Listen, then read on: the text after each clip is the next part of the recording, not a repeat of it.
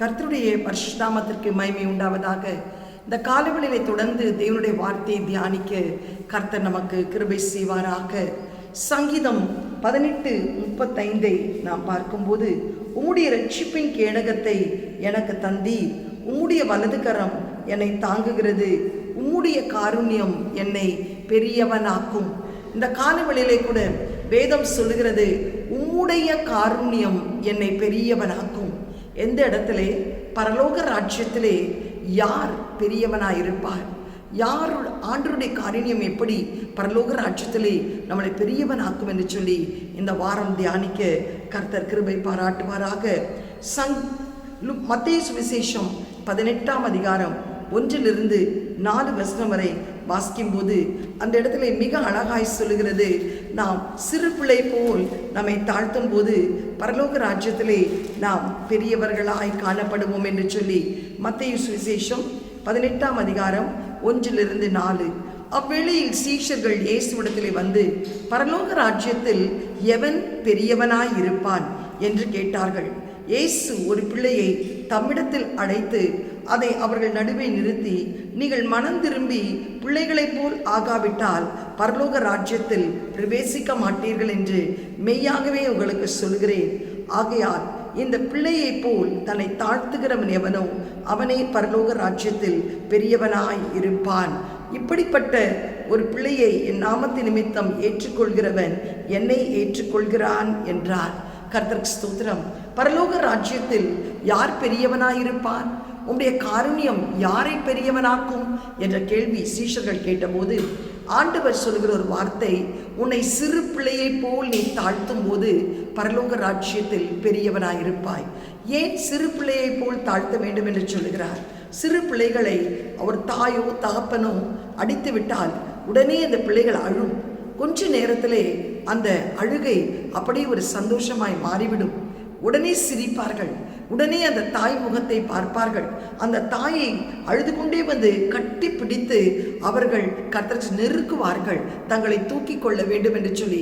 தன் தாய் அடித்து விட்டாளே என்று அந்த பிள்ளைக்கு கோபம் வராது, திரும்ப அடிக்க வேண்டும் என்று ஒரு எண்ணம் வராது. அந்த தாயோடு பேசாமல் பல நாட்கள் இருக்காது. ஆனால் அதனால்தான் ஆண்டவர் சொல்கிறார், பெரியவர்களுக்கு அப்படி ஒரு சுபாவம் உண்டு. யாராவது அடித்து விட்டால், திட்டி விட்டால், கோபப்பட்டால் கர்த்தருக்கு ஸ்தோத்திரம், உடனே முகத்தை தூக்கி வைத்துக் கொள்வார்கள். கசப்பு அவர்களுக்கு உள்ளதிலே வரும், கோபம் பீறிட்டு கொண்டு வரும். உனக்கு மட்டும்தான் பேச தெரியுமா? எனக்கு பேச தெரியாதா? உனக்கு மட்டும்தான் அடிக்க தெரியுமா? எனக்கு அடிக்க தெரியாதா என்று சொல்லி பல விதத்திலே தங்களுடைய நிலைமையை அவன் மேலோங்கி நிற்க பார்ப்பார்கள். இது தேவன் அறிவிருக்கிற ஒரு காரியம். தேவன் வேதத்திலே மிக தெளிவாய் சொல்கிறார், நீ எப்படி ஒரு சிறு பிள்ளை தன் தாய் அடித்தாலோ தகப்பன் அடித்தாலோ ஒரு கசப்பு இல்லாதபடி, ஒரு வைராக்கியம் இல்லாதபடி, ஒரு கோபம் இல்லாதபடி கட்டி பிடித்து அந்த தாய் தன்னை திரும்ப தூக்க வேண்டும் என்று சொல்லி அந்த தாயை முத்தமிட்டு அந்த தாயை நெருக்குகிறதோ, அப்படிப்பட்ட அந்த சிறு பிள்ளையை போல் நீ உன்னை தாழ்த்தாவிட்டால் நீ பரலோக ராஜ்யத்திலே பெரியவனாயிருக்கவே முடியாது.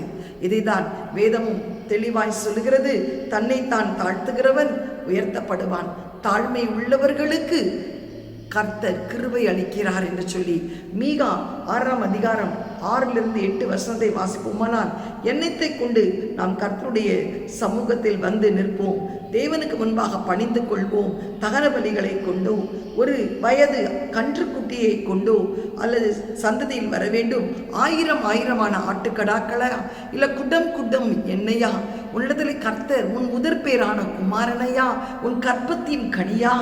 ஆண்டவர் எதை உன்னிடத்தில் கேட்கிறார்? மனத்தாழ்மையாய் நடப்பதே அல்லாமல் வேறு ஒன்றையும் கர்த்தரிடத்தில் கேட்கவில்லை.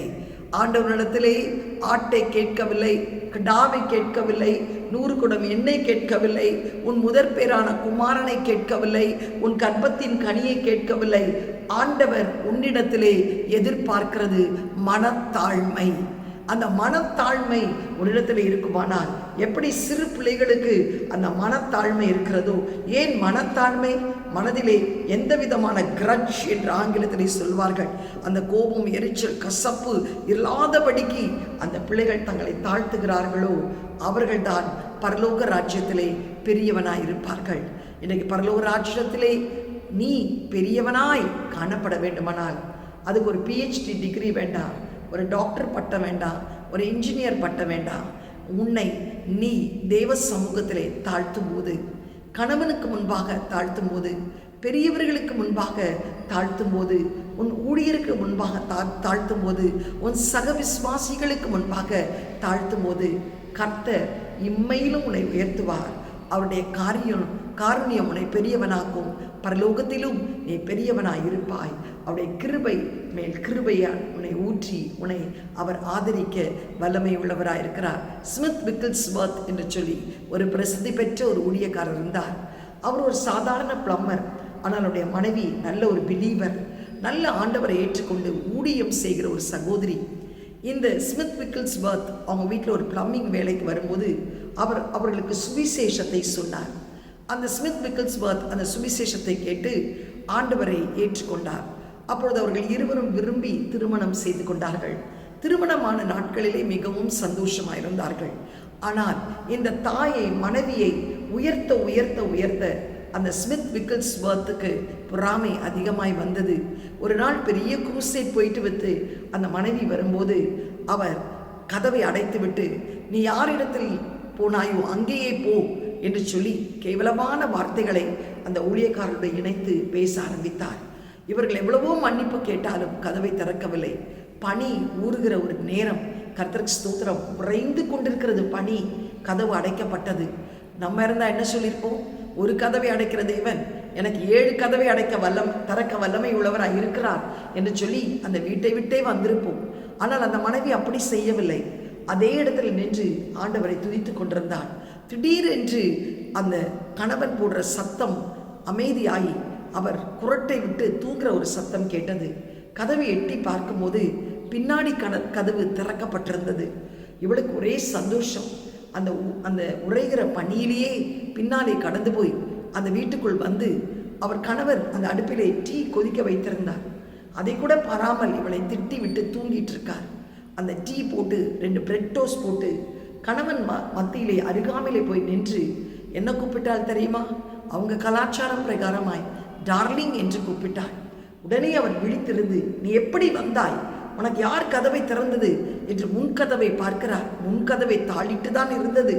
அப்பொழுது அவள் சொல்லுகிறாள், முன்கதவை அடைத்த நீங்கள் பின்கதவை அடைக்க மறந்து விட்டீர்கள் என்று மிக்க தாழ்மையாய் சொல்லுகிறாள். நாம இருந்தால் என்ன சொல்லியிருப்போம்? ஆண்டவர் முன்கதவை தான் உங்களால் அடைக்க முடியும், பின் கதவை ஒரு தேவதூதனையே கொண்டு வந்து திறந்து வைத்து விட்டார் என்று நாம் பரலோகத்தையே இறக்கி வைத்திருப்போம். ஆனால் அவள் அப்படி சொல்லவில்லை. முன்கதவை அடைத்த நீங்கள் பின் கதவை அடைக்க மறைந்து விட்டீர்கள் என்று சொல்லி அந்த டீயும் அந்த பிரெட் டோஸ்டையும் கொடுத்தாள். அவர் கேட்டால், உன்னால் எப்படி இதை செய்ய முடிந்தது, உன்னை தாழ்த்த முடிந்தது என்று சொல்லும்போது அவள் சொன்னாள், என்னால் முடியாது, எனக்குள் இருக்கிற ஆண்டவர் என்னை தாழ்த்தும்படி எனக்குள்ளே பேசிக்கொண்டே இருந்தார். 2 பேரும் முழங்கால் படியிட்டு ஜெபம் செய்ய ஆரம்பித்தார்கள். மனைவி ஊக்கமாய் ஜெபிக்க விசேஷித்த பரிசுத்த ஆவியானவர் ஸ்மித் விக்கிள்ஸ்வர்த் அவர் மீது இறங்கும் போது மரித்தோர்களை உயிரோடு எழும்பக்கூடிய அபிஷேகத்தை கர்த்தர் அவருக்குள்ளே ஊற்றினார். ஆமென். பிரியமானவர்களே, மனைவியுடைய தாழ்மை கணவனை ஒரு விசேஷித்த ஒரு ஊழியக்காரனாய் அல்ல, மரித்தோரை உயிரோடு எழும்பக்கூடிய ஒரு விசேஷித்த ஊழியக்காரனாய் மாற்றினது. இன்றைக்கு நீயும் உன்னை தாழ்த்தும் போது, உன் குடும்பத்திலே தாழ்த்தும் போது, உன் வேலை செய்யும் ஸ்தலத்திலே தாழ்த்தும் போது, ஊழியக்காரர்களுக்கு முன்பாக உன்னை தாழ்த்தும் போது கர்த்தர் உன்னை விசேஷித்த விதத்தில் உயர்த்துவார். இந்த உலகத்திலே அவருடைய காருண்யம் உன்னை பெரியவனாக்குறது மாத்திரமல்ல, பரலோக ராஜ்யத்திலே நீ மிகவும் பெரியவனாயிருப்பாய். இந்த காலவெளியை கூட உன்னை ஒப்புக்கொடு. குழந்தையை போல் தாழ்த்தக்கூடிய ஒரு இருதயத்தை எனக்கு தாரும். வேதம் சொல்லுகிறதே, குழந்தையை போல் நீ தாழ்த்தும் போது பரலோக ராஜ்யத்திலே பெரியவனாயிருப்பாய். குழந்தையுடைய சுபாவம் என்னுடைய 80 வயதானாலும் பரவாயில்ல, இன்றைக்கு உன்னுடைய சுபாவம் குழந்தையுடைய சுபாவமாக இருக்கும்.